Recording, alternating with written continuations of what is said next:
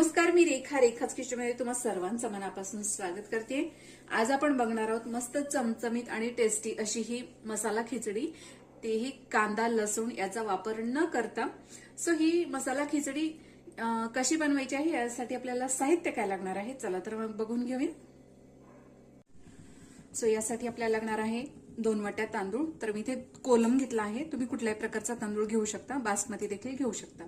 त्याचप्रमाणे 1 वाटी आपण इथे गाजर घेतलेला आहे, एक मोठा टोमॅटो घ्यायचा आहे, त्याचप्रमाणे वांग्याचे काप देखील आपण इथे करून घेतलेले आहेत।